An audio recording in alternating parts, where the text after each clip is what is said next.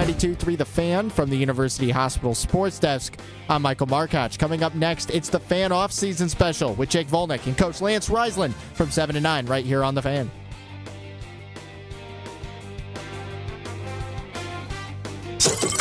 When it's your time in the car, focus on what matters to you. The Ken Carman Show with Anthony Lima. Weekday mornings starting at 6 a.m. 92.3 The Fan. Catch all the latest Browns and NFL news and conversations right here. It's the Fan Offseason Special. Here are your hosts, Jake Volnick, Darryl Ryder, and Coach Lance Reisland. We are Sports Radio 92.3 The Fan. Happy Tuesday, and welcome on into the Fan Offseason Special. Myself, Lance Reisland, absent today. Darryl Ryder, our Cleveland Sports Beat reporter, who, of course, is always brought to you courtesy of Scheiben Jewelers, Cleveland's premier jewelry store. Not with us today because he was filming for Nick Wilson on Afternoon Drive, but that means it's just Lance and myself, and it means we're still going to have a good show today, right, Lance? Absolutely. Hey, how are you today? It was nice. The weather was finally nice today. Felt like it was 40, but I've had my windows open. It felt amazing. It was incredible. After the weather we just had, 40 to 45 felt like it was 70. It was incredible. Like, I was sitting there, and listen, I'm not going to go crazy. It wasn't like I was about to walk outside in shorts today.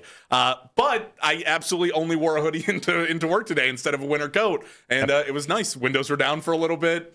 And then I got into dead stop traffic on the freeway, and it was less fun. But that's okay.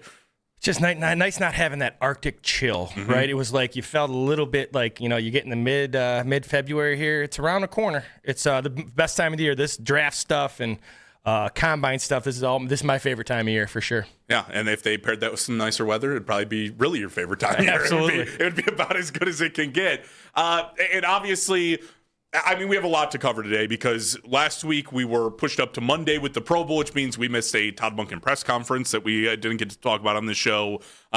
We've now had a couple of hires among Todd Monken's coaching staff, obviously. We've also gotten 2 points of David Njoku leaving, and now Jim Schwartz has put in his recommendation letter. So over the next 2 hours, we have plenty to cover. But, Coach, I think it's only right that we start with the news that came down yesterday, which is the Browns now going to be without David Njoku, as he announced that, it was basically time for him to find a new home, which I basically take as either Browns no longer wanted me here or, we had talks about the contracts and my money was probably at a different point than the team's money was at. And we didn't really meet in that middle ground. I can probably go get that money elsewhere. And obviously the Browns have Harold Fannin. I kind of turn around and think to myself, like, it stinks because Njoku is one of the guys who wanted to be here and spoke very highly. Like, you remember the Myles Garrett saga when you requested trade, who's out on Radio Row basically backing the Browns, and then in the media following, it was David Njoku making that push. But at the same time, I turn around from the production we saw of Njoku this year between being banged up and I think probably being just a touch slower than he was last year. It looked like he had lost a little bit of a step. And I questioned myself, like, you're going to miss it, but how much are you really going to miss it in Njoku when you go into next year? Well, there's two things that when I go down to practice, I always look for who's the energy guy, and that's the thing about Njoku. They're going to have to find the guy who's energy, and what I mean by that, everybody's ready to go. Rookie mini camp, it's week 7, week 8, week 9 on Wednesday. Right, when you got to have guys who are out there who like to practice, who like to do those things, and that's what he was. He generally likes football. Well, people always say, what do you mean? There's guys who don't. There's guys who are good at it, but they don't love it. Njoku loves it. And the other thing is, when I was thinking about Monken coming in here, and I was kind of shocked because I'm thinking about like the transition of Andrews with Likely and Ricard. Even though we don't have a Ricard type of guy, I thought Njoku could put his hand on the ground because I think he has lost a step, but he's turned himself into a pretty good blocker. Put his hand on the ground, let Fannin kind of be that move guy. They still now, Whitehart's okay, Bates okay, but they're going to have to invest in some tight ends now because Monken, Schweitzer, these guys like tight ends, especially when they face teams who are in odd fronts. Remember, it's a week-to-week thing now with Monken. People are going to like it, but some weeks they're going to want 3 tight ends, and the Browns don't have that right now. Yeah, so I think this is interesting because I don't think this is a move if you're Andrew Berry necessarily. Like, I mean, I think this is on the wall kind of coming, right? Like, Njoku's contract is coming to an end. We talk about it. He has become a better blocker, but based on what you weren't paying him to be a blocking tight end. You were paying him to be the red zone threat in the end zone and be a guy that was a little bit of a do-it-all. And he did it for a while. Right. And he just can't. Yeah, exactly. So I would figure that those conversations very early on are probably had between Todd Monken and the front office. Like, hey, here are some of the moves that we have planned on the books. Like, should we be a lot more inclined to keep David Njoku? And, as we talk through money, is this something we should be thinking about? I imagine you ask that guy for a roster opinion, especially before you start, taking away some of the higher contracts on his team. And I agree with you. I would think Njoku's a guy that Monken would really like. But I turn around and we talked to John Ledyard last week. And I talked to him yesterday, and he brought up kind of a concern for, you can draft a tight end, but bringing in two really young tight ends into a room where they're going to be asked to do a lot, where your tight ends have to know the run scheme, they have to know the pass block, they have to know routes. Like, your tight end's asked to do a lot and understand a lot of what's going on in the offense. Putting together a young tight end room might not be the most feasible thing of just go grab another rookie and throw him in there with Fannin, a guy who's learning on his own and, not the best blocker in the world either. So you can't use him as much in there as you were using Njoku. Well, you can't put Fannin inside consistently. You can do it. He's got to do a little bit better than that, so they don't get into regular personnel and they stay in nickel. You want them to stay in nickel to run the ball. The thing that you would like with Njoku is, and I think the Browns have had some disconnect with this over the last 10, 20 years.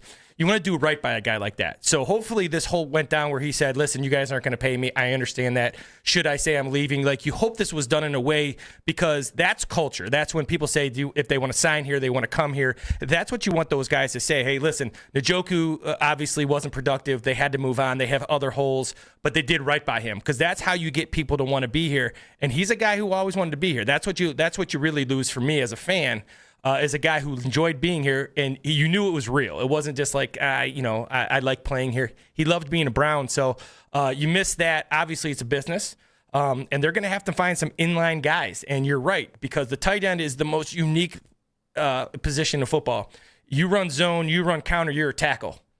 You split out, you're a receiver. You have to know the slot route tree, the outside route tree. You're coming from fullback. You're motioning. Your hands on the ground. It is a complex position, especially at the NFL level. It's incredibly demanding, both mentally and physically. I just think it's one of those things where you turn around and you wonder how much you actually miss him. I think by the time next season comes around, because I think this goes farther than just missing the production of David Njoku, like we talked about with injuries, was down last year. But sure, like, you look at Harold Fannin, you say, great, I have another guy that's going to step into a really good role as a tight end, but I think you talk about some of that 12 personnel, right? And how much is Todd Monken going to run that? We don't know the scheme. Is he going to go heavier into 11? Is he going to go heavier into 12? But if you want to run some 12 personnel, I would imagine that the way that Harold Fannin plays, having another tight end out there that can do sort of the, inline kind of in the slot type of work and be on the line is going to be more of a spot where having that other guy kind of helps you out a lot.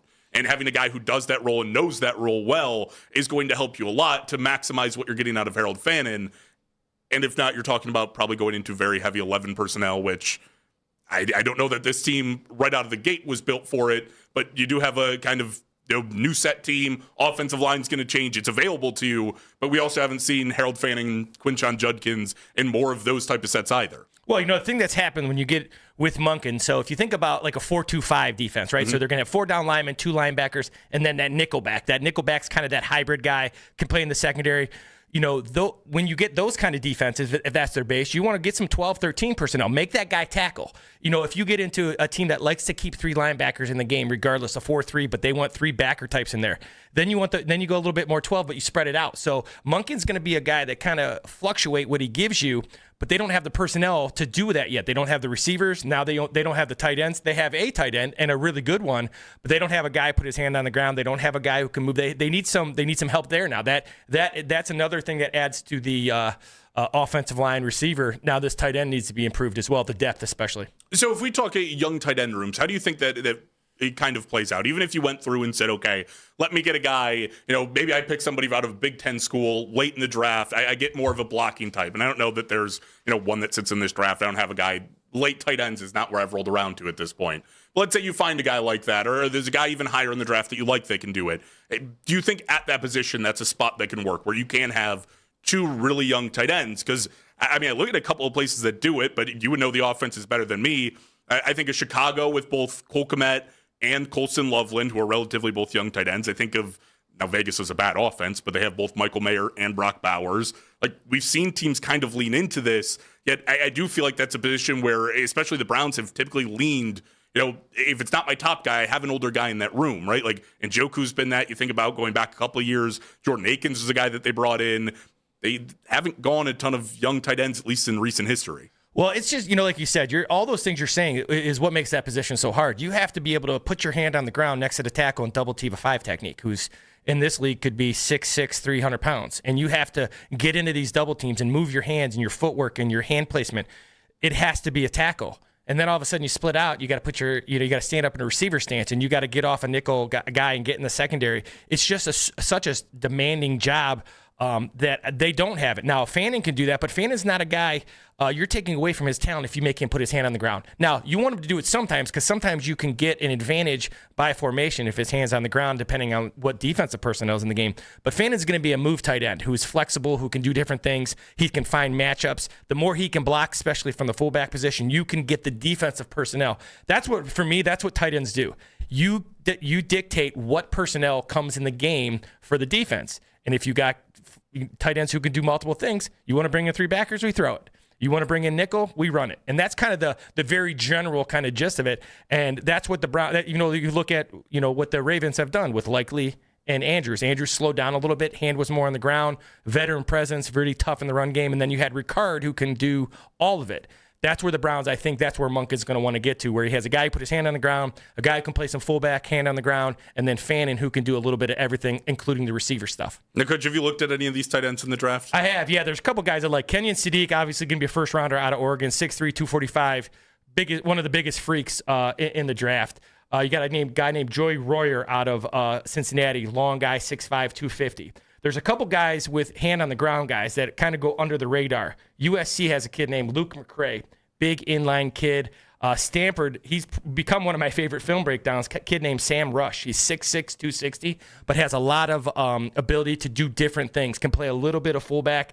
Then you got a kid named Justin Jolly at NC State, Tanner Kozel out of Houston. There's some guys who can – I think it's a pretty good tight end class, guys who can be flexible, guys who can put their hand on the ground, and guys who can do both.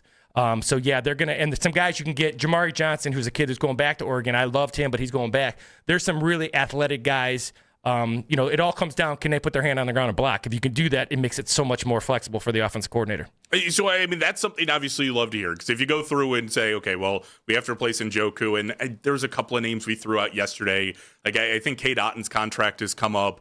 He's one of the guys that's kind of floating out there as an available one. And Tyler Higbee, one of the veteran presences that obviously is in L.A., does he want to go into a team that's essentially in the middle of a rebuild, or does he want to go play for a championship? Maybe go back to L.A., even though they have, tight end palooza basically in LA right now. But is that something you want to go and chase? I just don't know that I've looked around the free agent market and thought, oh, wow, like there's so many great tight ends that fit what you want to do and really give you the dynamics that you had with the David Njoku. Like, I don't necessarily think Tyler Higbee's giving you that at this point in his career. I think Otton's a pretty good tight end. Don't know how much flexibility he's really giving you to carry that role.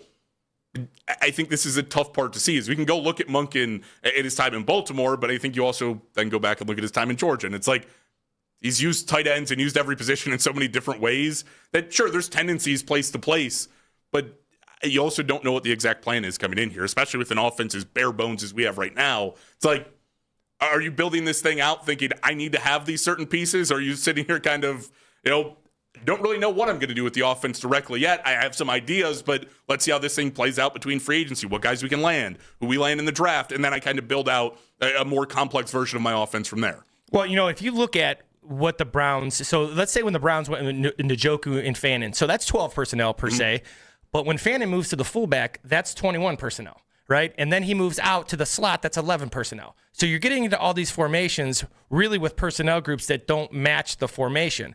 That's what you want out of a tight end. That's what you want out of, I used to have an H-back, where a guy who can you dictate what you want the defense to do. So what the Browns are going to have to go to probably early on until one of these guys learns it, or a guy gets bigger and stronger because he's young, is that a guy's going to have to be true to his position. So if it's Fannin, he's a true flex tight end.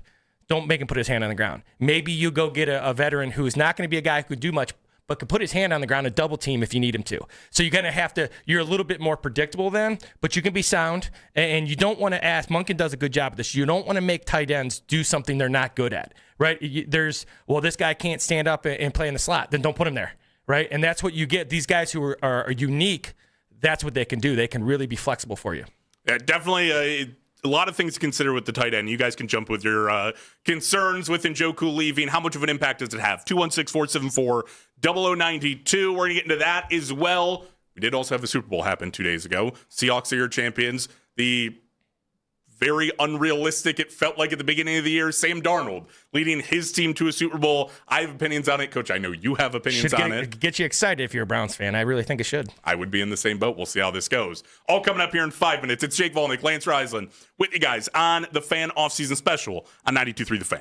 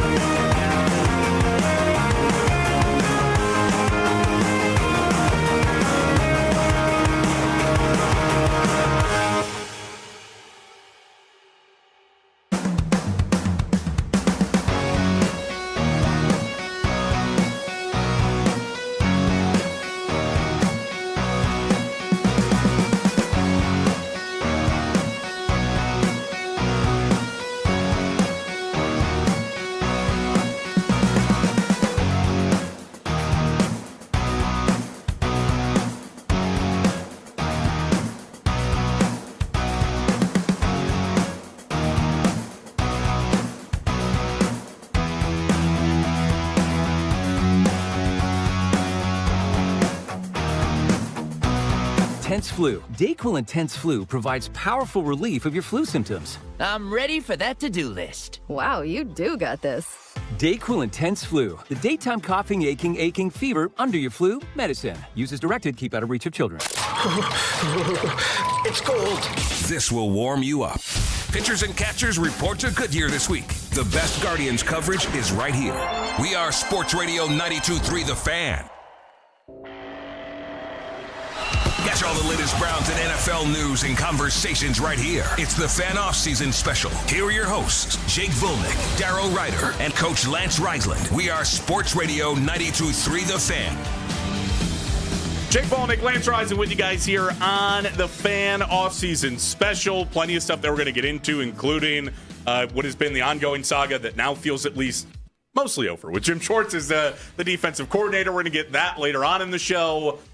But I mean, I'd be lying if I told you the most interesting thing about this team right now, aside from Todd Monken coming in and everything being changed up, is what it's been for, practically since 1999. What the hell are the Browns doing at quarterback? What is going to happen there? Is the guy going to play well enough? And, right now we're having questions about who the guy is. Is, Shedeur Sanders good enough to be your QB1? Is Deshaun a legitimate option, right? All things we have to consider. But, Coach, we brought this up even just pre-show, kind of talking out. You had mentioned Sam Darnold, like what you saw out of him and wanted to talk about that. I've been talking I talked Thursday before the Super Bowl, Friday before the Super Bowl, Monday after the Super Bowl. And I basically reiterated the exact same point 3 times and continued to back it up based on what people were saying. And now yesterday, what we saw, which I went and looked at it and said, okay, Sam Darnold is a good quarterback. Right, I'd probably put him in like a top 10 to top 12 range in the NFL right now. I don't think he's crossed into the elite category by any means, and I don't think he's like a mid quarterback. He's good. And I watched a Seahawks team that drafted really well, that built around their quarterback, that put a ton of pieces around him, go and succeed. And I just watched the Eagles with Jalen Hurts, who I don't think is an elite quarterback. I think he's a really good quarterback. I watched them win a Super Bowl. I've been being told over and over and over again for year after year by NFL teams, good quarterbacks are not enough. If you don't have Patrick Mahomes or Patrick Mahomes Light or Josh Allen or Lamar Jackson, Joe Burrow, one of those type of guys, you can't go and do it. And now I'm watching multiple teams go and do it by, that quarterback who's pretty good for us, maybe I don't hand him $55 million out of the gate. Maybe I pay him a little bit and I surround him with really good pieces, build an offense around that, and it works and you win a Super Bowl. There's no question about it. If you're a Browns fan, and once again, I always premise this, like, first of all, don't think about what's happened since 1999. Think about where they're at right now. And I know they didn't have a great year, but when you look at that Super Bowl, for me, it gets exciting because special teams are going to be better. We'll talk about that later, but they're just going to be better because they can't get worse. And they're going to be, so that's going to be a wash. Defensively, I think they're going to still be pretty good because they got pieces and you win with players. Offensively, Monken's pretty good at what he does, and obviously they got to get some pieces. But the thing that's exciting is that this idea of, like you're saying, there's only very, very few in the history of football that you win because of. Sam Darnold's a perfect case. He's a guy you win with. So think about it as like a piece of pie. He's not any bigger than any other piece of pie. He's an important piece, but when you have good receivers, when you have a good offensive line, when your defense plays well, when you punt the ball well, when you're situationally sound in everything you do, you see what can happen. So when I look at that Super Bowl game, I'm thinking Browns have pretty good personnel on defense. They can play pretty good special teams because they punt the ball well and they kick it well. It was everything else about their special teams. Todd Monken comes in. Can they get a little bit better schematically with a kind of a skeleton crew? But it should be better, right? They can't be any worse personnel-wise than they were this year, and they still could have won 7, 8, 9 games. And so you start to look at that stuff and you go, for me, I don't look at the past. I don't look at these are Browns are going to Browns. I don't think like that. I think the Browns, if you watch that Super Bowl and you're a Browns fan, you should be excited because even if it is Shedeur Sanders or somebody else, they don't have to be Mahomes. You got to surround them with good people, and you got a chance to be successful. And the thing I love about it, my dad, God rest his soul, defense still wins championships. And if you're good up front on the defensive line, you got a chance to win football games. And that's where the Browns are going to be good, regardless of scheme. They got a pretty good front four. Yeah, Mike McDonald on that defense has been ridiculous. And I think we even turned to like Todd Monken in a case, and Seahawks were in a very similar way, but almost like a reverse, where they didn't necessarily have the piece on offense the way the Browns have the piece on defense. But I just thrown one of it's actually, they do like a podcast TikTok. They're called Nerd Sesh. They really deep into the numbers and everything. But they just did sort of a Super Bowl breakdown, and it was right before Mike McDonald came in, the Seahawks defense was 29th in points per drive allowed, right? So they're giving up points left and right. Mike McDonald came in, they moved to 5th the very next year. One more year, he's there this year. They win a Super Bowl, and they were 1st in the NFL. Like, it is that turnaround. Like, coaching does matter, but I think to the point of quarterbacks, I think where people get this idea misconstrued is that it's you saying it or it's me saying it, and people think the statement that comes out of this is it doesn't matter if you have a great quarterback there, you can win with anybody. It's not that you can win with anybody. Like, you still need a very good quarterback. Sam Darnold is still in the upper echelon, in the top half for sure, probably top third quarterbacks in the NFL right now after this year's performance. It's not that you can win with anybody playing the quarterback. It's just to say, hey, like, the Chiefs built their entire offense surrounding Patrick Mahomes, and everything is based on the fact that he is going to elevate the play of others around him. I would argue the same for Josh Allen. I would argue the same for Lamar, right? Those guys are going to elevate the players around him or, hide the weaknesses within their offense because they're so great.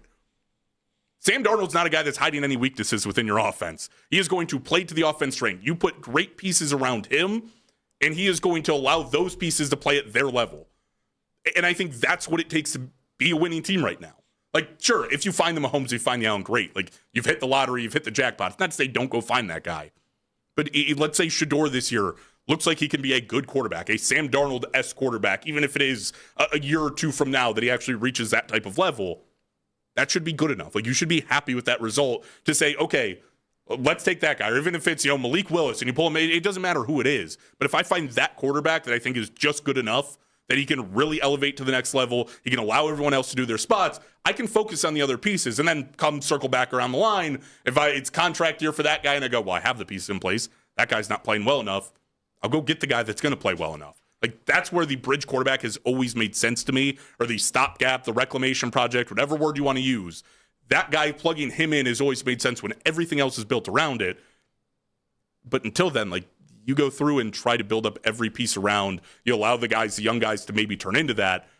And if you nail it and you hit on one of the championship type guys, the elites, great. If not, you're going to stuck in this cycle and then you got to go find your Sam Darnold. But that's still all a positive to say. The Browns have struggled with quarterback.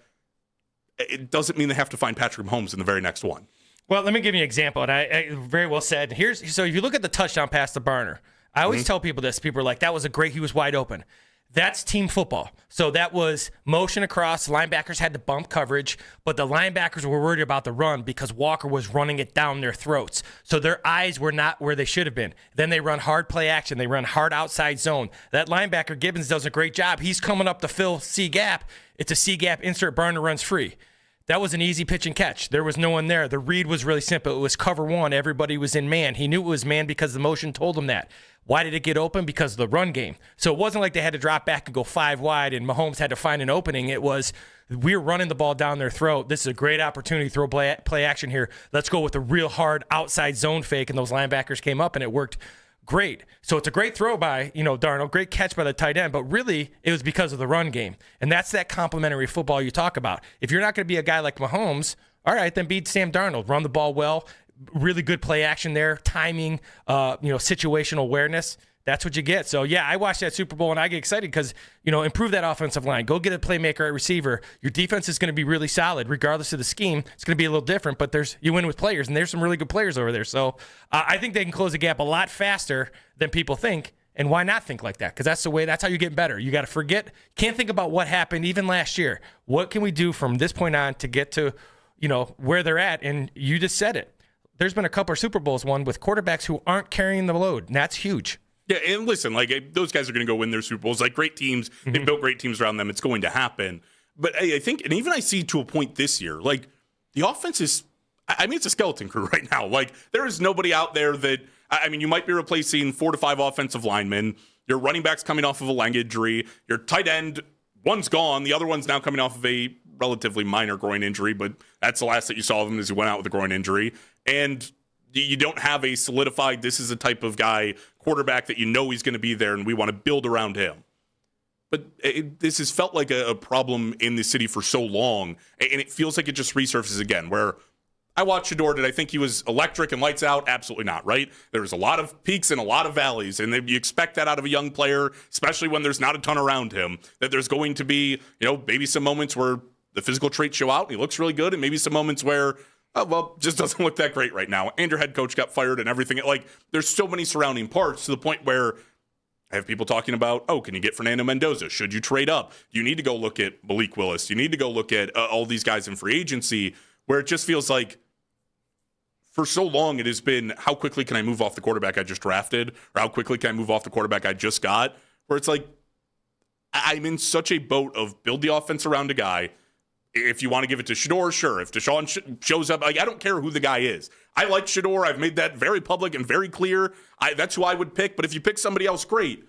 But the just eagerness to move off of a guy who has shown, okay, well, the top end is there, right? Like, when he peaks, the peak looks really good. When he played Tennessee, he looked really good. And we have to eliminate some of the valleys. That's what happens when you draft a quarterback in the 5th round. Hell, that's what happens when you draft a quarterback, in the 1st round.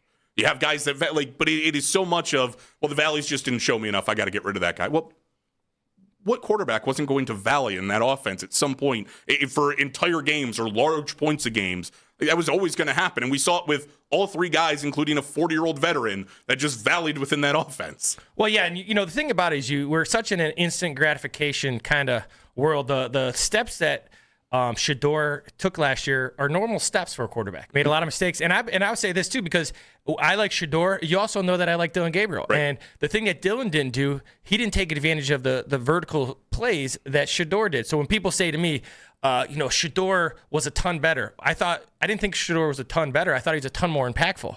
And that's what Sam Darnold did in the I don't particularly care how many yards Sam Darnold threw for in the Super Bowl. I know his plays were impactful. That Shedeur gave you some impactful plays that are exciting as an offensive coordinator, where Dylan protected the ball but didn't make any impact. So he's got to learn to make impact. Shedeur's got to learn to protect the football, and maybe you can get remember, you need multiple quarterbacks in this league, right? These are big, fast guys that you need guys who can come in and win you a game or two. So whoever that may be, but that's where these guys they're kind of at where they should be. I thought they did a lot of really good things, but who you're bringing in Malik Willis, you're bringing in these guys. There's still no one to protect, and there's still no one to throw it to. You have to go. That's the thing when you're talking though. It made me think the system. When you have a system like the Browns are in, which can be successful. I'm not knocking the system. You got to have a lot of good pieces. Monk is more of a player's guy. So if the Browns have 4 really good guys in offense, those guys will touch it a lot more, which is kind of nice. Yeah. Because it kind of it lessens how many super impactful players you got to get in a one draft, one free agency year. Yeah, and listen, Browns have a lot of work to do on the offensive end. Nobody's going to go out there and deny that. I just think, again, why you want to try to fill and reiterate the quarterback spot so quickly, so many times, when there was just nothing around. Like, sure, if there was a home run in free agency, I would say go see if you can put the ball down, right? Let's see if you can go and get a dunk. But there's no home run. Like, Malik Willis, who I thought was an impactful player for the Packers, would drop back and throw the ball 16 times a game. The Browns probably aren't going to be able to sit back and throw the ball 16 times a game with potentially 5 new offense linemen. Maybe that's something you can do, but I don't know that I've seen there. And plus, Malik's a free agent. I don't think anybody in their right mind is probably picking Cleveland to be a free agent quarterback in year 1. I'm just saying, it doesn't seem to make a whole lot of sense for me. I'm going to go throw the ball to Harold Fannin, maybe hand it off to Quinn Sean. Jerry's led the league in drops, and they didn't have anything else. I'll probably pick somewhere else that is available looking for a quarterback. But it was such a push for me. But I like what Sam Darnold showed us. I like what Jalen Hurts has showed us, and it's pushed back on the idea that, okay, now offense wins everything. No, you need an offense. You need a good offense, but it's a piece. It's pieces. It's not, and that's, when you think about, for me, the hardest piece is that defensive line. When you talk about like stopping the run, rushing the passer at any level of football, the Browns are absolutely loaded there. Mm-hmm. So the foundation of what makes, now the other foundational piece is that offensive line, which is not good. So that's where it starts. It starts there way before it starts in the skill guys. I know people don't want to hear that. I know JP be mad because he wants that receiver. But for me, let's build it inside out, because then you got a chance. Yeah, and 216-474-0092. Has Sam Darnold told us anything about the Browns' quarterback decisions and the way that they want to build a team? Should it have told them a message, seeing the Seahawks win that Super Bowl? Plus, Lance kind of alluded to it earlier, how far off are the Browns from actually competing? From being a team that I would consider competing, being able to get to a playoff and fight for that position to be in. We're going to talk about that coming up here in 5 minutes. It's Jake Volnick, Lance Rising with you guys on the Fan Offseason Special.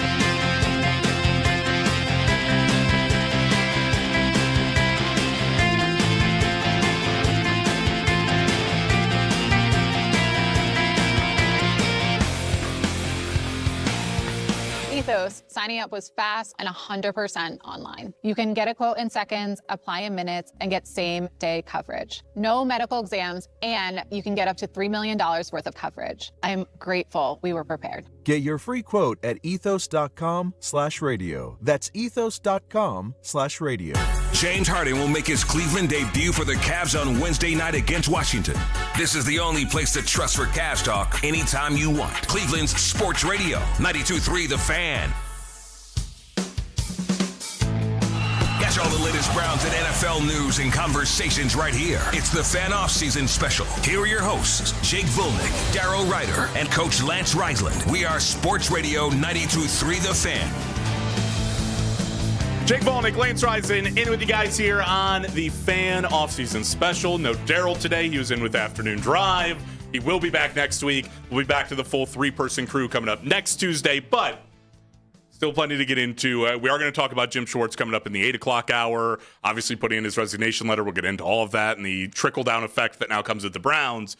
But a question that, Lindsay, I continue to bounce it around in my head. And this is the problem, is I never land in a solid space on this, which is terrible radio, by the way. Horrible. Opinion talk, you're supposed to have an opinion, but this is one where, I mean, we were just joking off the air. Like, I'm not going to tell you what I don't believe. I'm not going to pick a side just to pick a side. I'm torn, which is how far the Browns actually are off of competing. Because in one aspect, I'll look at it and I go, okay, well, I just watched, sure, the Chicago Bears have a quarterback that they 100% drafted him with the number one pick, believed in him.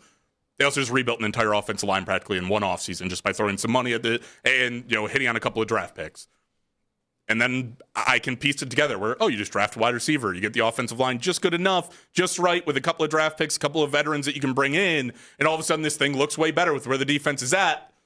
And then I turn around and go, this team won 3 games last year. They won 5 games this year. And the offense hasn't been any more bare bones than it is right now. And I'm expecting improvement. And it's partially on the coach and partially on this seems just going to be better than they've showed me in years past, where I struggle to find where that actually is, like where that line is supposed to meet, because I want to believe they're going to be better quickly, and they're not that far off, yet not having a quarterback, not having a wide receiver one, not having any offensive lineman is a problem that, sure, I can say it, and it's like, you just got to fix 3 things. But it's really like fix 15 things that feels like you're then, a mile away, where it feels like you're still a year or 2 away from really getting it done. Well, I always start with this, and if I think of it through Todd Monken's eyes, nothing that happened to 3 wins, the 5 wins, the 6, 99, the Browns are going to Browns, all that means nothing to Todd Monken. So if I'm looking at it through Todd Monken's eyes, I'm thinking, I'm a player's guy. I got to go out and get a couple guys. We got to improve the offensive line. I got to get centers and guards who are veterans. I got to get a stud at tackle. I got to go get a playmaker 1 because that makes Jerry Jeudy then a solid number 2. Fannon's an outstanding tight end. Judkins is going to come back healthy.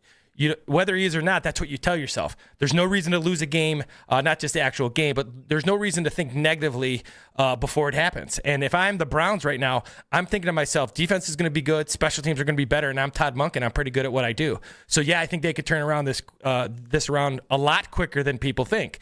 If you can play some complementary football, think about this year. Their offense was really, really bad.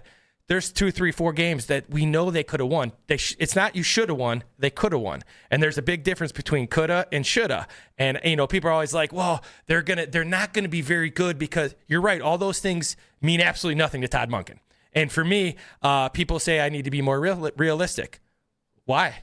Why I think the work I put in as a coach, and coaches think like this. Todd Monken thinks he's the guy. He doesn't matter that he's 60, and he thinks he's the guy that can make this turn. Well, then I'm not standing in his way. Let's see what he can do. And I think if I'm him, I'm thinking that defense is going to keep me in a lot of games. So how do I make this work? Go get a special teams coordinator. Make sure we punt well. Make sure we kick well. And find the few playmakers that I have, make enough plays. And I think he will, because he's a player's guy. So, I don't think they're far off. And once again, though, it doesn't automatically mean a win, but think about what that mentality does to your offseason, to your weightlifting, to your practice sessions, to your 2-a-days, to your mini camps. You believe that you can do this. That's so much a part of it. And then you got to go do it. But the negative things can never creep into a coach's brain, because then that starts to, goes off the rails really quick when you're thinking negatively. Todd Monken's brand new. He don't care about anything that's happened before. This is his team right now. And then I just struggle on the point of like, okay, you can come in with that mentality. The other side of it is, realistically, guys on offense that you have is probably of guys who are going to be out there almost every single down, who are going to be your true impact players. I would say at best right now you have 2, maybe 3. Like if you're being really kind to Jerry Jeudy, you might throw him in there as a third. But I would say at this point I consider him like a wide receiver 2, and he's not T. Higgins, right? Like he's not a guy that could be a wide receiver 1 elsewhere. And we saw part of that this year. And I think a lot of volume helped him out the year before. But like he's a fine wide receiver 2 in my eyes. But that's Judkins, that's Harold Fannin. Those are the 2 guys that I pointed to this year who I think if you get a little bit of room for Judkins to run, it's going to be a hell of a lot better than he was last year, where he came into that Bills game with like, I think 40-something yards before contact after playing a majority of the year. It's not very good. And obviously Harold Fannin looked great. Yeah, I'm now relying on you to find multiple of those guys, be able to use them. And I think the part where I don't see it this way, but I think a lot of people do, is you replace an offensive mind with an offensive mind, right? And Todd Monken is in a lot of ways not similar to Kevin. Yeah, right? really different guy in how they organize it, though. But hey, I think a lot of people think, well, Kevin Stefanski's supposed to be a smart mind, just got hired by Atlanta, so multiple people think he's a smart mind.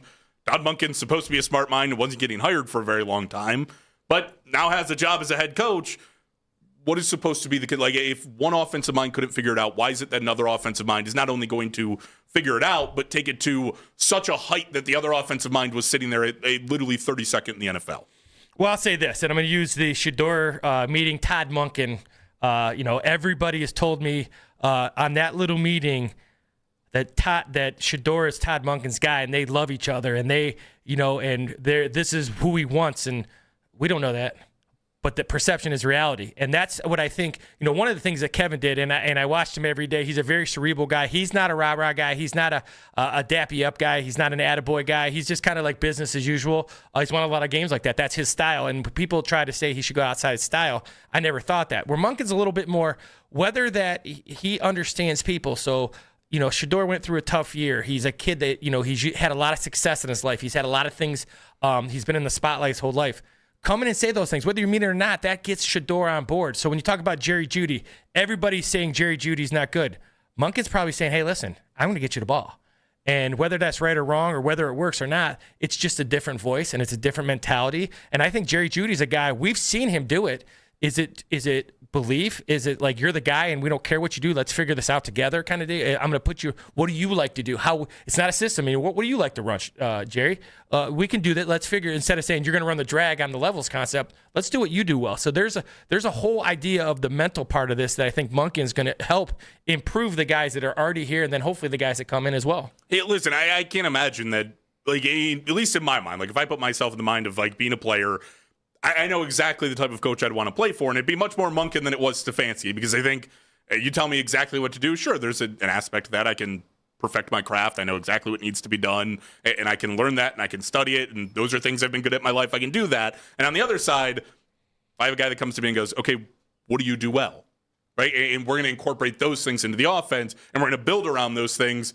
Well, that's great. I don't have to worry about so much of, oh, here's everything I'm terrible at. Sure, we can work in some of that stuff and see if I can add it to my game. But I know on Sundays, if I'm not at the level where we're at yet, you're going to go, you're really good at this. We're going to make you do this. I imagine going into a locker room, like when you talk about the mental side of things, and I think you're right when you talk about that way with Shador, right? Let's get him on board. Let's get him in a positive mindset moving forward. This is day one. Last thing we need is this guy going. They didn't put that on accident, right? No. I mean, they wanted people to see that interaction. They wanted to see that connection. Whether it's right or wrong, it's a good start. I don't care what it is. Perception is reality. That's perfect. Yeah, like if I get a video out of the Myles Garrett reaction with him, right? Like at their first meeting, I'd imagine there's probably some heck of a season you had last year there, Myles, right? Like, yeah. Hey, we're going to get you more of that. Don't worry about Jim not being here. We're going to get you more of that. Like, whoever we're bringing in, which I'm sure this would come after a defense coordinator if we ever got this video, and we probably never will. But it would probably be like, this guy we're bringing in here who's probably standing in the room next to me right now, hey, we're going to get you in that exact same thing. Forget about the 23. We're getting you to 25, right? Like, those are the type of messages you send. Like you said, is it genuine? Do you fully believe it? Well, that doesn't really matter at this point, right? Like, well, you have to, the idea of like always trying to, you just said it best, like if you can't do these things, we won't make you do them. The thing that I think players like, and once again, I'm a big Kevin Stefanski fan, mm-hmm. But the thing that I liked about Kevin is that he stayed true to himself and he never threw anybody under the bus. His interviews were very boring, but it was very Where Monken, you're going to get a little bit more emotion. You're going to get a little bit more wear it on your sleeve kind of thing. And sometimes that works. Sometimes that's the change of voice people need, maybe a Jerry Jeudy, a Shedeur Sanders, because they like a guy who's kind of emotionally, or they feel that he's much more emotionally connected. Kevin was very, very emotionally connected, but he doesn't always show it. And that's how coaches are. And you never want a coach or a player to step outside of what they do because it comes off as phony. You can tell Todd Monken, I was talking with Dan Labbe when he got hired, and Dan was talking, and I thought Dan said a great thing about, like, he had an edge, right? And that's a good thing because, whether he is or not, you feel like Todd Monken's in charge. I do. I feel like he's in charge right now. I feel like he's making the call, whether he is or not. If I feel like that way, a lot of those players do, a lot of people in the building feel that Todd Monken's the boss, and that's important. I mean, we got the Todd Monken press conference, which I felt, I think Nick and JP were calling him muted Monken, because he just came, there wasn't a ton of, it's an introductory press conference. Like, how much substance are you getting? The guy's barely been in the building to meet any of his players, let alone have a coaching staff built and everything else. You're only going to get so much of an opinion out of him. He's not going to tell you who he thinks QB1's going to be. Like, those, you're not going to get that out of a coach. But I did feel like a lot of those, the reactions that he did give, I agree with you. Like, it felt like you were in charge. It felt like, especially the Jim Schwartz stuff, right? Which we're obviously going to get into here in the 8 o'clock hour. He didn't exactly tell you that, like, oh, we're dying to have Jim Schwartz back. He certainly didn't tell you we're not. But I got a message there that was, hey, I really like the guys on this defense, and I didn't take this job because Jim Schwartz is the defensive coordinator, and I thought he was great. Jim is great. I think he's great at what he does, but I took that because Myles Garrett's over there, right? And when I was calling offense, he had the line of, I didn't chip Jim Schwartz, I was chipping Myles. And I didn't worry about who was on the right side covering Zay Flowers, and I didn't think, all right, how do I beat Jim Schwartz? That's Denzel Ward out there. I have to beat Denzel Ward. Like, there is it felt like truth. It felt genuine, which I never felt Kevin wasn't being genuine, but like you said, there's some of those moments, and I think press conferences, it obviously shined through, and I imagine some of that is a similar messaging in the locker room where it's like, you almost need the change of voice. Because sure, I think Kevin's way of being and interacting works really well when you're winning. And I think when you start to lose and things start to go really awry, and all of a sudden you don't have the pieces that fit the scheme as well, and the team really isn't built for what you want to do, that messaging gets stale, it gets old, it gets rebuilt, and you can only lose so much with that messaging. And without change, without things, just within the offense changing, where I think if you're Todd Monken, the one thing he has going for him is it's going to be bad, but we're not held to a scheme, we're not held to doing one particular thing. Okay, I'm just going to try to get my guys to succeed. I'm going to get them the ball. We're going to get them touches. I think guys respond better to that in the face of losing, certainly than a way where it's, all right, well, we're not doing this well, but we don't have another option right now. That's what we do. When you don't wear your emotions on your sleeve as a coach, and things go bad, it's much easier to attack that, right? Because you don't know what's going on. I really never got that feeling that he lost the locker room or anything like that, but there was like that staleness, and that staleness comes from you never knew what was really happening. That lack of transparency kind of, even though they don't have to tell anything, that kind of bothers people, especially when you're losing, because you're saying we're doing it our way, but your way's not working. So, it was tough. Like I said, I think there's an edge about him. He liked Jim Schwartz, but if you're not going to be here, that's okay too. And it doesn't take away how good you are. Jim Schwartz not a bad coach because he's not here now. In fact, he was outstanding. But they made the right move. He made the right move, and the Browns made the right move. It just is what it is. 216-474-0092. How far off are the Browns from competing? Plus, who is Todd Monken's top option at quarterback? Who does that actually lay as right now? We're getting to that in 5 minutes. Jim Schwartz coming in here in the 8 o'clock hour as well. It's a Fan Offseason Special. Jake Volnick, Lance Reisland with you guys on The Fan.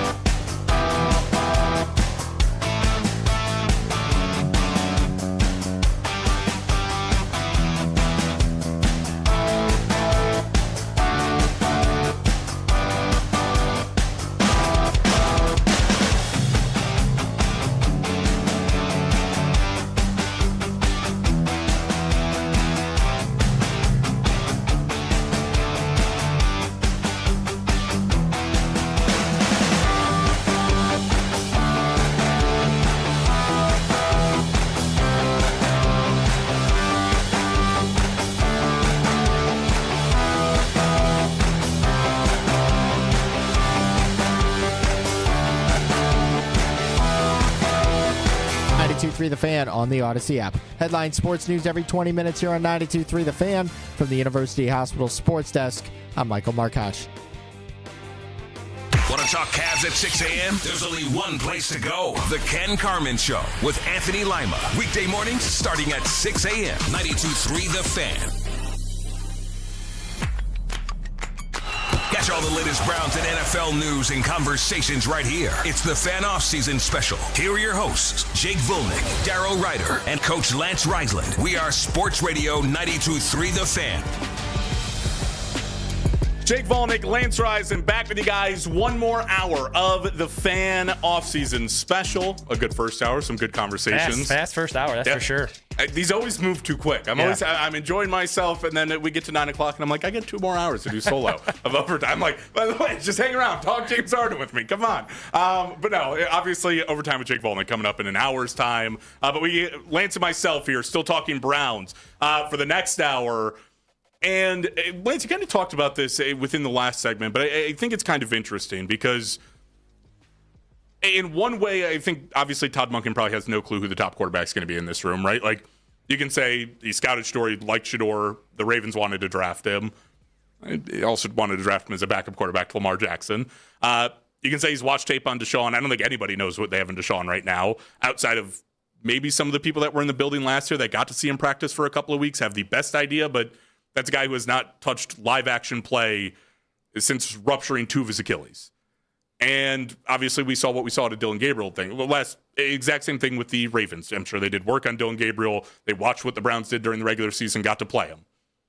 I don't know that he knows who his top option is going to be, but I think when you factor in the almost politics side of it and the money aspect of it, I think it becomes very clear for me who your top option at quarterback should be. And it should be Shador, unless you feel like there's somebody on the open market that you can get cheap and is going to play significantly better than Shador is going to. And I don't think there's much of an argument right now.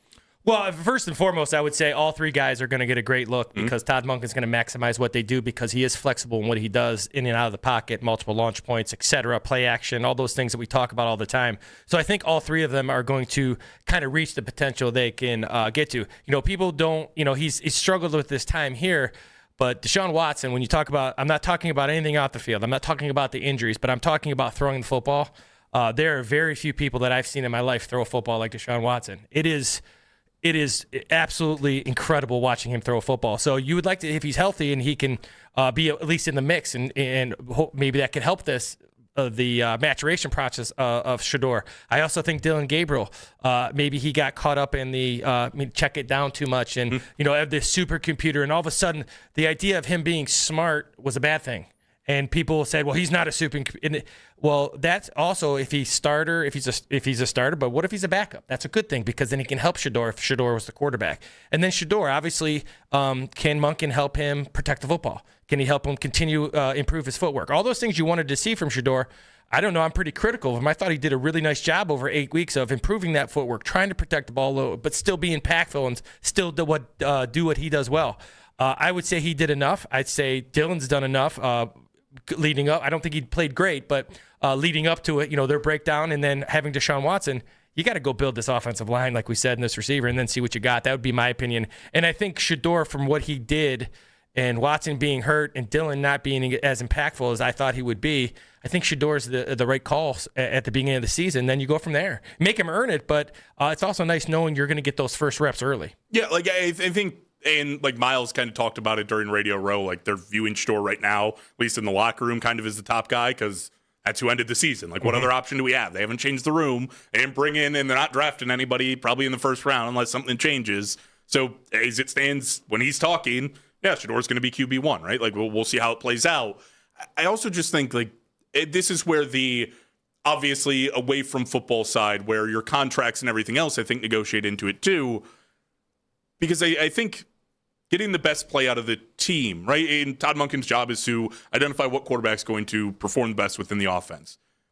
I think if you identify that guy as Deshaun Watson, this is where the coach's side of thought comes in and where the front office side of thought comes in. Because if I can get Deshaun to play better than Shador, okay, well, that's almost expectation. I paid that guy $230 million. He probably should play better than Shador Sanders does, who was my 5th-round pick. Then he's got to play. then he's got to play. But the front office is going to tell you, a swing and a miss, sure, I owe the guy $40 million, but this is a team that is looking to move into the future, a team that is looking to get better right now. And if I think I have something in Shedeur, if I get marginally better play or incrementally better play out of Deshaun than I am getting out of Shedeur, at that point, I imagine the front office is going to tell me, well, just give me Shedeur. Like if Shedeur is going to be quarterback, I'm just throwing out numbers. If he's quarterback 18 in the NFL and Deshaun's quarterback 16 in the NFL, well, I want to play Shedeur then because he's a young guy. He has a chance to be better than quarterback 18, where Deshaun's coming off of 2 ruptured Achilles. I paid him $230 million that he wasn't on the field for, and I'm probably not signing him back to a contract unless, he's got to go out there and be top 7, top 5 type of quarterback play if I'm going to legitimately sell the fans back on that's your quarterback moving forward. Well, my pushback would be this. You have to show these guys, you have to show the football players, the 53-man roster, that winning is the most important thing, not development. Now, if the people who are paying the money, they say, we want this guy to play, I'm all about when bosses say that stuff. But then you're telling me your culture is crap. Because when people say, we're going to culture is about winning. Culture is about doing everything. Now, let me rephrase that. Culture is about doing everything you can to win because you can't always control winning. And if you're saying, well, I don't care if it's marginal or if it's a lot. Now, I still think you push Shedeur and maybe he can get to the point where he's equal or better. But if you're telling me going into the season Deshaun Watson's better than the other quarterbacks, then he plays. And you tell Shedeur, he's better now. Prove me right or prove me wrong, but this guy's better right now, and we're showing the team that winning now is important because you can't do this like we're gonna build towards the future. The future is the next game. The future is the next day at practice, and I think if the Browns can kind of take that mentality, it would help, and I think it would help Shedeur too. If you say, hey, listen, go beat this guy, you got to beat this guy out, and if you're starting, it's because you're the best guy. And I just think there's got to be a fine line between, like you said, the development part of it, but that development part's got to take a back seat to winning. And the development's got to happen in the offseason. When we get to that season, it's got to be about winning football games. Well, this is where I find it interesting, too, because I would look at last year and say they, in training camp, and you can push back if you want, there was not a fair quarterback competition that was ran. Mm-hmm. Like, there was not a true quarterback. It was, well, Kevin probably wants to start one of the 2 veterans, whether that be Kenny Pickett or Joe Flacco, and Dylan Gabriel's the next man up. And that's why Shedeur's on the other field throwing to equipment managers or with the guys who ended up being on the practice squad or cut or whatever. And then you have Dylan Gabriel taking first-team reps for, even early in training camp. This is where I question, okay, was that Kevin Stefanski as to why that was not run as a true quarterback competition, or was that we haven't ruled out the fact that that's just the front office going, let's protect Shedeur, let's develop him later on and make sure we're going to play him later in the year. And Kevin ends up taking the heat for it, as I think we can all agree. Kevin probably took the heat for a lot of things that weren't exactly Kevin Stefanski's fault last year. So if that's the same case, now I'm trusting them to run a fair quarterback competition again without pushing the objective where I think the front office likes Shedeur. I think they have a lot more reason to root for Shedeur to succeed in a quarterback competition than they do Deshaun Watson to succeed in a quarterback competition next year. Am I getting a fair competition again? Or am I just going to look at, hey, they're going to sell this as a competition. Todd Monken wants this to be a competition. But at the end of the day, they have the guy who they want to win, and that guy probably comes out and is going to win, whether or not he really proves it on the field or not. Well, once again, I will say this. The quarterback competition was not fair, but football's not fair. Right. And that's what I tell people. So what?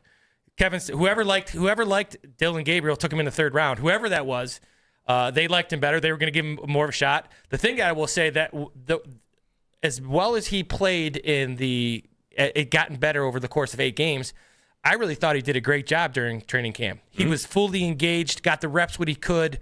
Very easy to hang your head, very easy not to be very involved. And, people talked about Joe Flacco and Dylan Gabriel, and everybody talks about how they didn't like each other. I saw those guys interact a ton. So whether they like each other personally, professionally, they were helping each other and pushing each other. So I was super impressed because it wasn't fair. And if you look at it, it wasn't fair. No one cares. No one cares if it's fair. That's football. It doesn't it's not always fair, but I thought he handled himself very well, which will hopefully help him as he gets to if it is a true competition, hopefully he's in it. But for what he did last year and he didn't get the reps, I thought he did a great job. He took those reps. Everybody talks about him throwing to the equipment managers. Well, sometimes he was, but he was taking a lot of pride in it. And I don't care what anybody says. That's hard to do. And I watched him. I thought it was awesome because he wasn't wasting it. He wasn't feeling bad for himself.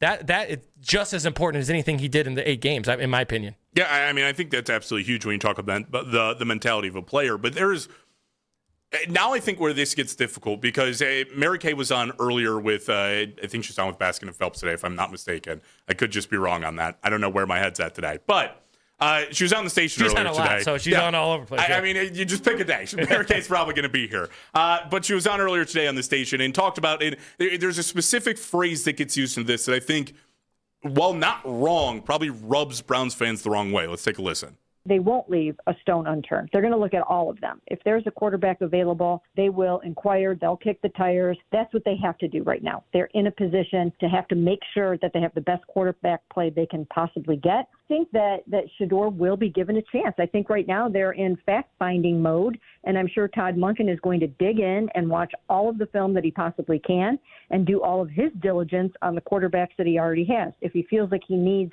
to look outside for a quarterback, he will obviously encourage the Browns to do that. So I think that's where everything stands right now. And there's not a lick or an ounce of that I disagree with Mary Kay, where the Browns are legitimately at. But I think with what is going to rub fans the wrong way from that just clip in general is going to be when I hear Browns quarterbacks in fact-finding mission. The Browns were in a quarterback fact-finding mission going into last year. Right? That was the entire sell from the entire year up was you're figuring out what you have in, whether it be the veterans right out of the gate, but you're going to figure out what you have in both your rookie quarterbacks. Jimmy Haslam said at training camp, probably wanted to see what both of them had to offer this year. Going into a fact-finding mission again in year 2, I think is where you get into the, okay, well then let's make a change. Let's make a jump at quarterback. Take a stab at Malik Willis. Take a stab at these guys. I don't think anybody wants to hear fact-finding mission going forward. I don't think that's I think it's for what probably was a positive term coming into last year is going to very quickly turn sour and negative in a lot of people's minds. Well, I will say this. So here's what you're going to get out of Todd Monken, and I say this as a guy who is not as old as Todd Monken, but closer to him than I am to you, my friend. So what you're going to get out of Todd Monken is I think you're going to get this competition. When people say competition, sometimes it's kind of coaches look at it differently. I know Kevin Stefanski did, right? Whether it was competition or not, I believe he wanted Flacco, and then obviously Dylan got the reps, and they traded Pickett and all this kind of stuff. But really what you want, and I think Todd Monken will be a little bit wear it on his sleeve more, is that we're going to give these guys a fair shot, and the best guy's going to play. And that's where we were talked about in the earlier tonight was that's why the best guy's got to play, because then they all know, right? Here's why this guy's in front of me. He'll be honest and say, this is what you have to do. I used to always be really honest with my players. You're not playing because you're not as good as the guy in front of you. Prove me right or prove me wrong. How do I go? Then you say, here's how you go about getting better than this guy. And that's where the Browns have kind of, that's where I think I would like them to be as a coach is I'm going to put everybody out there. I don't care where you're drafted. I don't care who your dad is. I don't care what year you're in. I don't care how many Pro Bowls you've been to. The best guys are going to play because the best guys play. That gives us the best chance to win. That's what it's got to end. That's what it's got to be. Not anything else. It's got to be about winning football games. I hope they can find that this year because Yes. I don't know that they found it last year. 216-474-0092. Who do you think Todd Monken's top option at quarterback should be? Plus, Jim Schwartz's resignation is in. Browns looking for a new defensive coordinator. We talk about it coming up here in 5 minutes. It's Jake Volnick, Lance Rising with you guys on the Fan Offseason Special.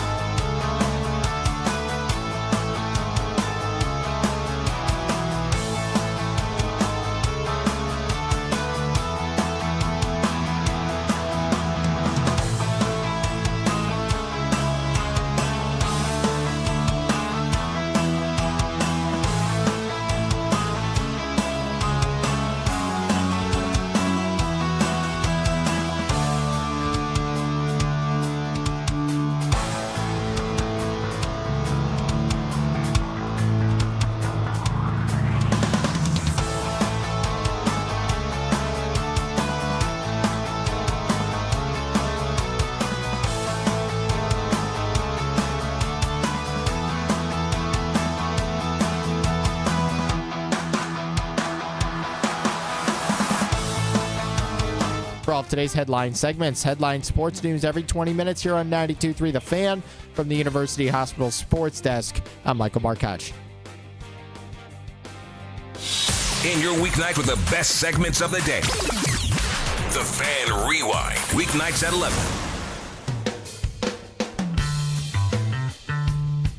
Catch all the latest Browns and NFL news and conversations right here. It's the Fan Offseason Special. Here are your hosts, Jake Volnick, Darryl Ryder, and Coach Lance Reisland. We are Sports Radio 92.3 The Fan. Couple of segments left to go. Myself, Jake Volnick, Lance Reisland with you guys on the Fan Offseason Special. And we've covered a lot of the things that have happened over the last week, but maybe, it's pretty much the lead topic from our show last week that we haven't jumped into quite yet has been the near ending of the Jim Schwartz saga following the Todd Monken hire. Obviously, we talked about plenty last week. Schwartz is very unhappy after the hiring, which, Lance, you were on it from the very beginning. Interview a guy for a job, don't give him that job. Probably not going to be back. Mm-hmm. And lo and behold, Jim Schwartz handed in his resignation letter just a few days ago. And now you get to, okay, I have to put somebody else in that position, right? And we talked a little bit about some of the candidates that you would have. I just kind of wonder, after Todd Monken speaks last week on Tuesday, and he says, okay, the scheme that we're running is not going to change. We're going to try to put guys in the same spot. We're going to try to do a lot of the same things. It's just going to be obviously the voice at the very top changing. I debate back in my mind, back and forth, how much that actually makes or lessens the impact of a defensive coach, your coordinator hire. Because I don't like to say that a defensive coordinator hiring him is not going to be impactful, because that's the guy at the head of the defense, which is your best unit. That group has to succeed. And there's obviously going to be your own smaller individual changes, even if the scheme's the same and everything else, that you're trying to keep it, as fluid as possible from last year to this year. But I have to imagine the head coach or the hire for the defense coordinator is important, but I feel like the name matters a little bit less, especially if you go internal hire on this. Well, yeah, and once again, names mean absolutely nothing to me in terms of especially coordinators, right? Because you can get guys who can go out there that are fantastic with X's and O's. And when you're this is part of the ripple effect. And the day after one of you guys, I was on with you, or I was on with JP and Nick, and I said that I would be shocked if Schwartz comes back. Mm-hmm. And the reason why is because, like you said, it's just the defense was going to change, because they were either going to hire him and he was the CEO, or they were going to hire someone else and he was going to be mad and get out. And that's what ended up happening. And, if you hire if you stay within, and a lot of the scheme is the same. And I've said this to a lot, one of the things that happens is when a coach leaves and he's disgruntled, you start to discount of what he did. And I won't do that. He did a great job. That being said, everybody's replaceable. And to say you're not replaceable, we are all replaceable at any job we do. So it's not like he was irreplaceable, but he did a really nice job. And I thought what he did a really nice job was maximizing the talents of, not Myles Garrett or Schlesinger or Denzel Ward. Those guys are going to be good in a lot of schemes. They're going to be good in all schemes. But guys like Devin Bush, especially Devin Bush, Tyson Campbell, Malik Collins, Alex Wright, not only develop these guys, but the scheme really fits who they are, upfield, man coverage, cleaning up linebackers, playing downhill. There's a lot that went with it. So even if you hire within, the thing that I would argue is that it's really hard, that situational awareness. When do you blitz? When do you not blitz? When, old school coaches still rely on feel. They use the numbers to help with their feel. So when he blitzed, when he brought Miles, when he brought a 4-man pressure, when he brought a sim pressure, when he brought a 5-man front, we know all those things that he did. There's a lot of feel to that too. So the situational awareness, what do you do in the red zone? What do you do on third and long? What do you do on second medium? Those are things that will be a little bit different. So yes, he's replaceable. And I say this, they could be even better. It'll be different. It doesn't take away that he did a really nice job when he was here. They gave a lot of resources to that side of the ball. They gave none to offense, but he had a lot of resources to work with. That's also why he was successful, and I think he would tell you that too. He was good at what he did, but he had really good players, and he maximized those really good players, and then he maximized the fringe players, and I thought that was why they became such a good bunch. And when people say, well, look what he did in the playoffs, and the issues with this defense are directly tied to the ineptness of the offense and the special teams. And I believe that wholeheartedly. If you had a complementary football team, this defense was top 5 defense in the league in all categories if you were just okay in those other two phases. So He had to go. The Browns had to get rid of him. It was not a good thing for Monken. He doesn't want to do that to Monken. Monken doesn't want to irritate Schwartz. It was the best move for everybody. Whoever they hired doesn't mean they never, you want a guy who's going to be aggressive. The things that this defense did really well, you would hope that guy has that same kind of philosophy. Yeah, and I would imagine that you get a same philosophy out of a Tarver, a Banda, if you're going to go down that route of going the internal hire. I imagine a lot of the guys that they look at are going to bring that similar mindset because a lot of the guys that they look at, quite frankly, are Jim Schwartz disciples, right? Or grew up in that same system, learned in that system. Like, you can go pick a guy from the Texan staff who run a very similar system and basically came from the Jim Schwartz tree. I guess part of it going down to, and it almost being, I feel like fans are not that invested in who the defensive coordinator is going to be. I think the defense coordinator is a much more interesting hire than who your offensive coordinator was going to be with Monken as your head coach. Same thing with Kevin Stefanski. Whoever you pick as your OC, it's going to change the offense a little, right? You're going to bring in some new lines of thinking. The offense of the playbook's going to change a little bit based on what that guy brings in, but Kevin's calling the plays. It's Kevin's offense. Where the same way, this will be Todd's offense. It'll be what he wants to run, and that guy's going to help him out. And you see him bring in, Travis Switzer. Okay, makes a ton of sense. I mean, that's a guy that he's worked with. It's going to be a Monken offense where defensive side of the ball, Todd's going to be the CEO type of guy who has to oversee that to a degree, but that guy's in charge of the defense. It's his defense that he's running. Yet I feel like fans aren't that invested, and I do think part of that is Todd Monken says the scheme's not going to change.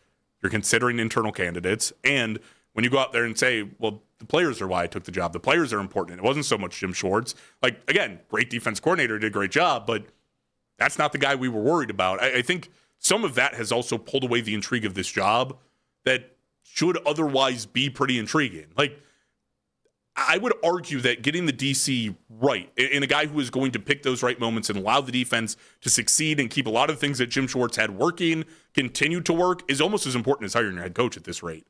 Like, the defense is that impactful. They are everything for this team right now. The offense just has to get to, even if they can get to middle of the line play, the team takes a massive step up, right? When you get to complementary football, the team skyrockets from a team that debatably, they were in a lot of games. They also could have lost a couple of the games that they won.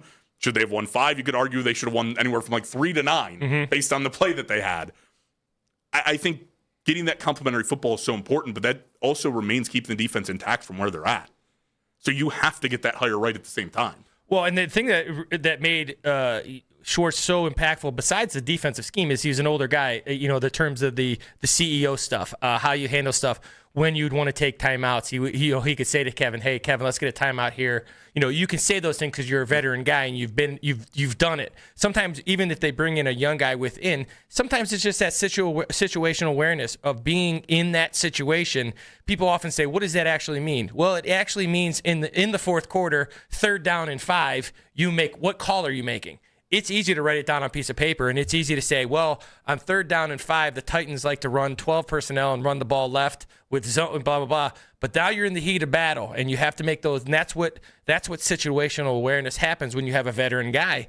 And even if the scheme stays the same, it won't be the same because of that, because he's been there before. Doesn't mean they can't do it. In fact, it doesn't mean they won't be better. There's a chance that the Browns' defense can be better. It still does not take away what Jim Schwartz did for them. And when people say that he was a crybaby, I don't agree with any of that. I think he wanted the job, didn't get the job. Okay, that's how football works. You don't want me, I don't want you, good. Then you got to split. It doesn't take away from what he did. It's just how football works, especially at that level. And I think, whoever they bring in, if they can maximize not the studs, those guys are going to be good. Can you make Devin Bush again what he was? Can you get Malik Collins back? Can you get Alex Wright? Isaiah McGuire, Tyson Campbell, Hickman. Hickman played at a Pro Bowl level a lot of this year. Things like that. We'll see. That's where the defensive coordinator, can he do that in situations where Schwartz did a very nice job? I might push back. I think he was a little bit of a crybaby, just a little. Yeah. Just when you go and clean out the office and don't say anything. Here's my thing though. If you're in a job that you've done a really good job at, and they interview you, and then they say, I'm okay with that emotion. I'm okay with, it, however you want to take it. I take it as raw emotion. I don't take it as cry. I was like, you don't want me? Fine, I'm out. And that tells me you've invested time. That tells me you've invested your livelihood to this. You've pushed towards this. You've told everybody you want to be a head coach. head coaches are hired on what they do with their side of the ball as coordinators. He's killed it for 3 years. So there was a reason to be upset there, and I'm okay with that because that's who he is. He wears it on his sleeve, just like Kevin did on the way out. He said, hey, you guys are the best people in the world. I love everybody. That's who Kevin is. He stayed true to himself. So does Schwartz. I watched that guy. When he's in people's faces at practice. He's not. It's not a show. He is an emotional guy. I thought it was fine. Listen, I don't blame him for feeling slighted. I mean, I would feel like, it's anything. If I was offered, oh, hey, we really like you for this job that's coming up, right? Hey, we're thinking about you. We're going to interview for it. You interview for it, and they go, oh, we're going to pick this other guy from outside. You're good at it, but you know what? Here's the thing, though. We want you to stay, though. We're not going to give you the job that you want because you're not quite good enough at it, but we want you to stay at that job because we do value you there. That's tough I don't care how much money you make. That's tough. That's a tough sell for prideful old football coaches. It just is. It's a really tough sell. Could you have left in a little bit more of a positive manner, a little calmer manner? I think you could have. I think there were better ways. I loved it. I love be mad. And you know what? Be yourself because then you don't have to change for anybody. And I'm okay with it. I mean, listen, you held true to yourself. I'll give that to Jim Schwartz. He definitely did. I just don't think you did Todd Monken any favors on the way out of a very simple of a message of, well, that's the message that it sends. I'm valued as a DC, but not a head coach. I take that in a certain way. Todd's a great coach, but I'm probably not going to stick around. Probably the right, sure. I don't know, politically correct is the correct term to use there, but but football is such an emotional game. I understand it didn't look right. It probably wasn't right. It wasn't politically correct. It wasn't professional. I get all that. Dude was mad. He didn't get hired. He wanted the job. Be mad. I'm okay with it. I guess I just question, hey, if you don't, and again, I don't blame Jim Schwartz for being mad and being upset with the process. I think anybody in their right mind probably would have been upset with the way that the process played out. I would have been mad in the same spot. I also think that there's questions that then stem off of that of, okay, well, you didn't get your way in this aspect, and then, threw a little bit of a temper tantrum where you showed raw emotion, you were upset.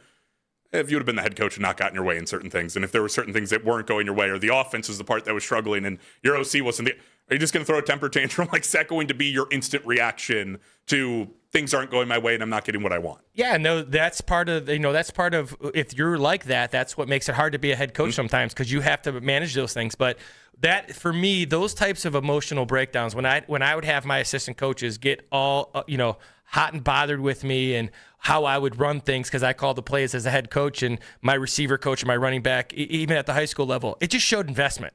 I never looked at it as a personal attack. These guys are investing a lot of their time and they want their voice heard. Okay, I'm okay with that. And that's all I heard regardless of how he did it, that's all I heard was this is the guy who's been invested in what he's done here. He's done a really good job. He was mad and he showed it. To me, that's okay. All right, we got one more segment coming up here, and you guys can chime in. 216-474-0092. Obviously, the Browns are looking for a replacement, but also kind of sounds like maybe they're not letting Jim Schwartz just walk away and go where he wants to go at the same time. Are they wrong in doing so? And we're going to get to that. Myself, Lance Riesland, that's coming your way in 5 minutes on the Fan Offseason Special.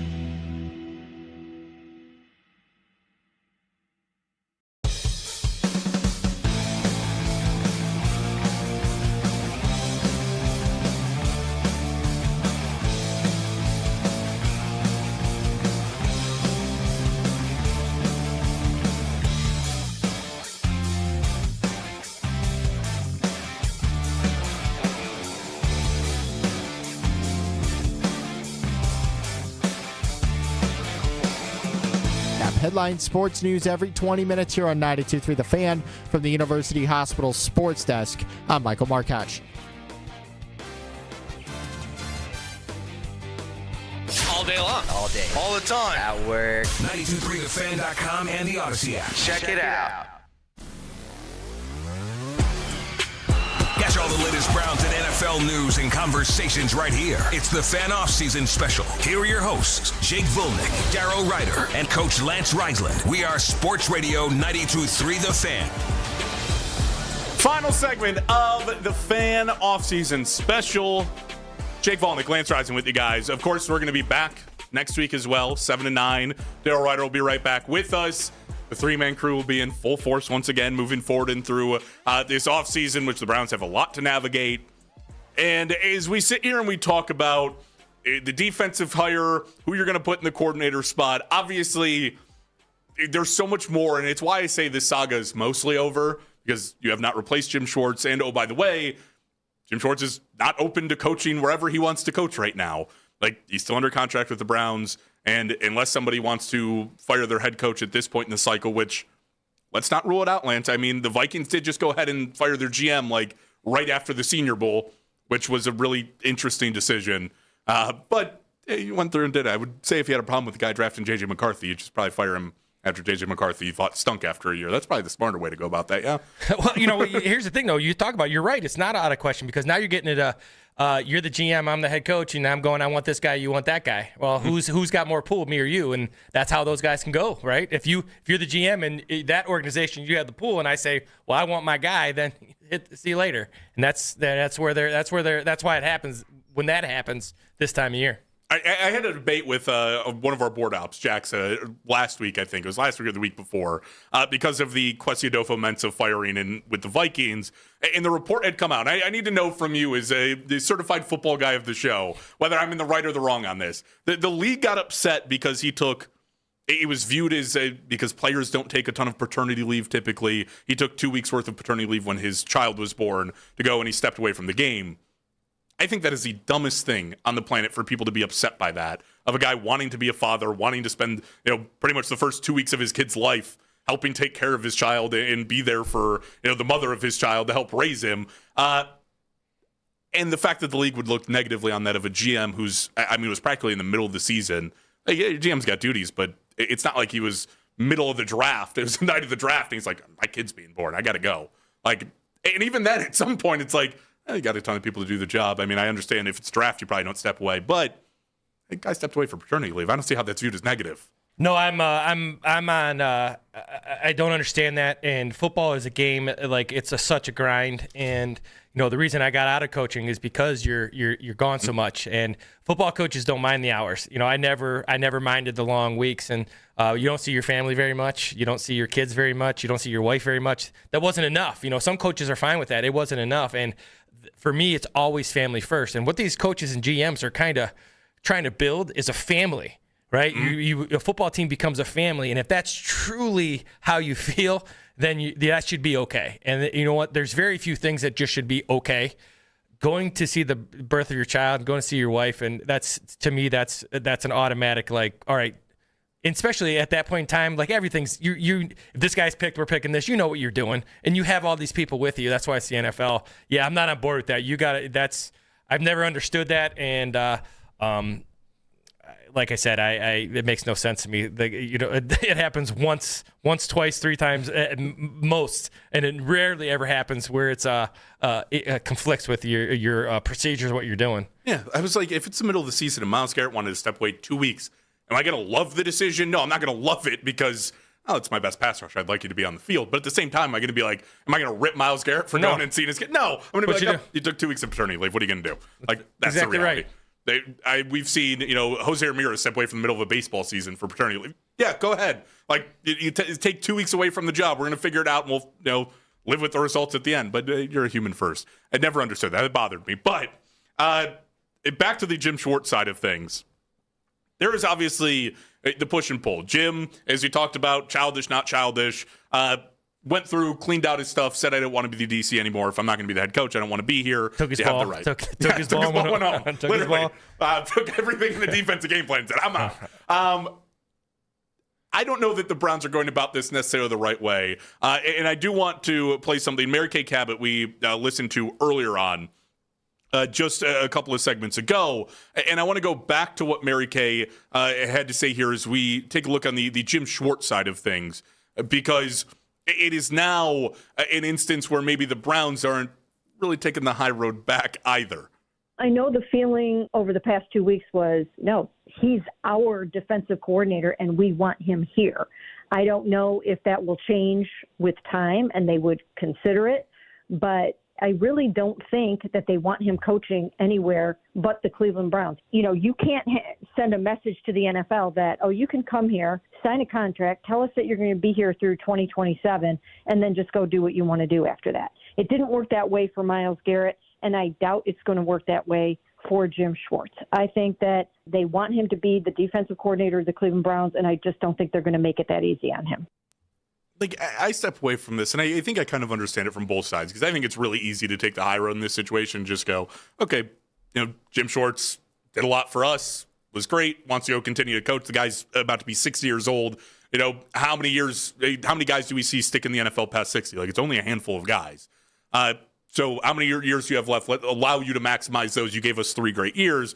On the other side, if I'm Jimmy Haslam and the Browns on the other side of it, it's like, well, I know he's a great defensive coordinator. Let that guy walk for free, and I'm handing away.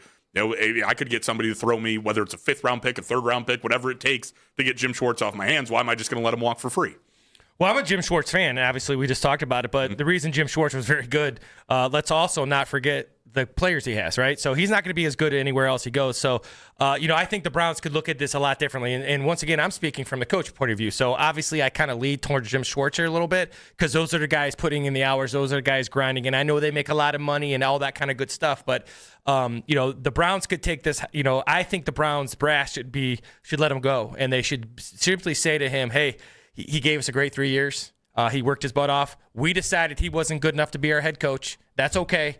You have to split ways. Now, when you talk about building a culture or building an atmosphere you want to come into, that's for me, that would be more appealing to a coach knowing that, hey, you're going to sign a contract, but there's also steps that happen in this game of football. The game of football has always been about paying your dues.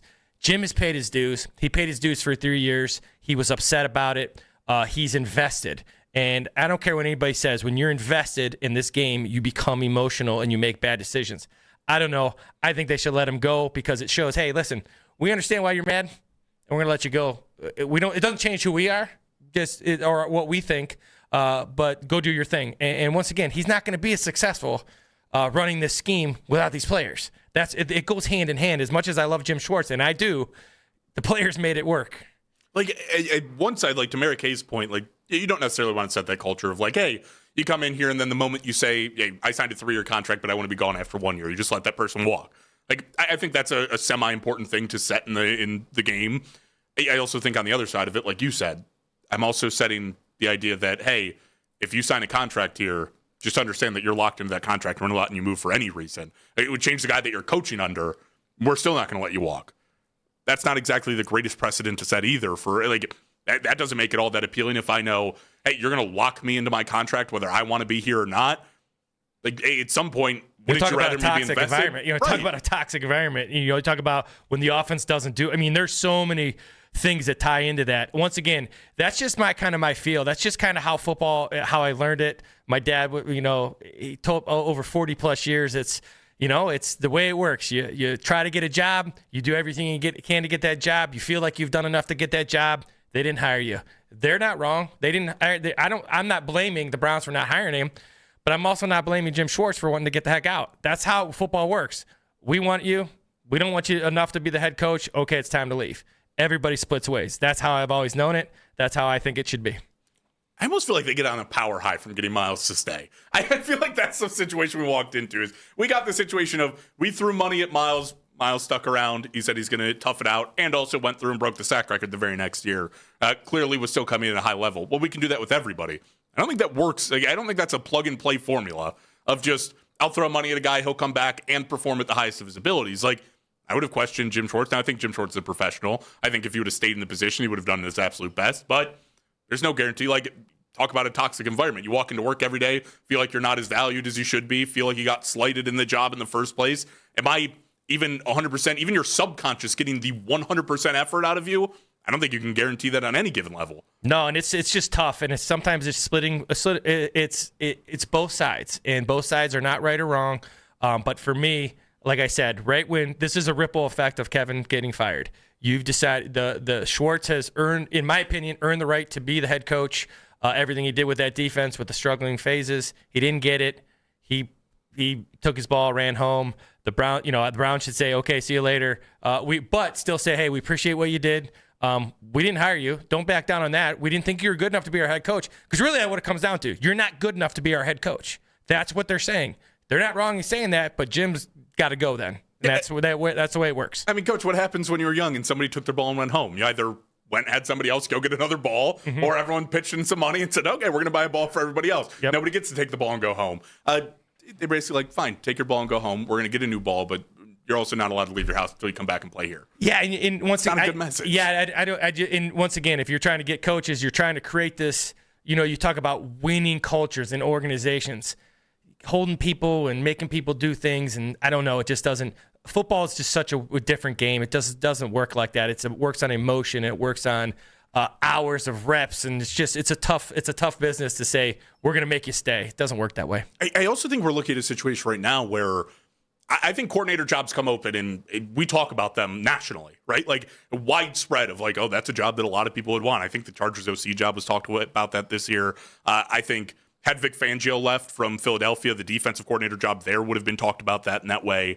In all of these jobs, a Harbaugh OC job is being talked about that way.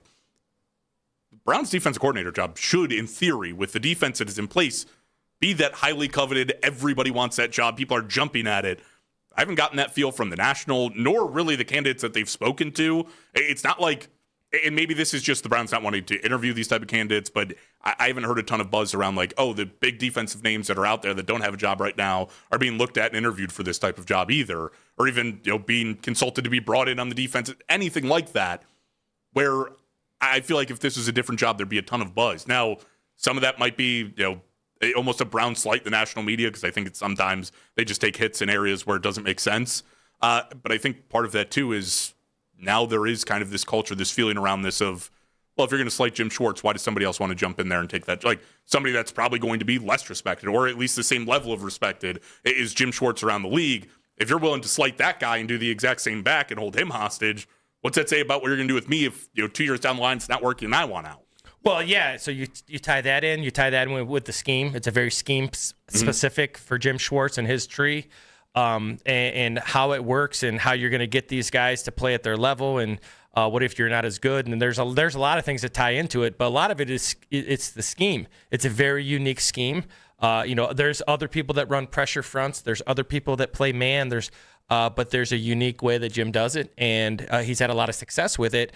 And, a guy like Tyson Campbell, why was he good? Because he was in man. Mm-hmm. Devin Bush was good because he was downhill. Other schemes maybe have you do different things.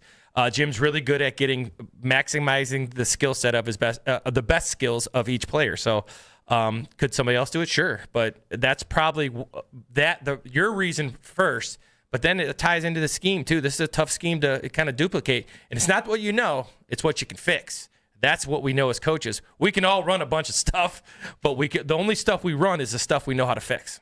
There's definitely a lot to climb into. We're going to continue to climb into it as we come through here in the weeks of the offseason. Draft season's about to heat up as we're now very quickly approaching the combine, and we're going to get more on these draft prospects as well. And obviously the Browns have a lot of holes to fill. That's in the coming weeks, but today we're out of time. Lance, always a joy. Always fun to work together. Absolutely. We'll see. I'm looking forward to the offseason here. This is going to be fun. This is going to be a lot of fun. And we're going to have plenty of draft talk coming up here in the future weeks. And maybe by next week we'll have a defensive coordinator. Who knows? We'll have some things to talk about for sure. But that's going to do it for here. Overtime with Jake Volnick is coming up in about 5 minutes for myself. Lance Reisland will be back Tuesday, 7 to 9 next week alongside Daryl Ryder as well. You guys make sure you tune back in for that and stay tuned for Overtime coming your way in 5 minutes. For Jake Volnick, Lance Reisland, right here on The Fan.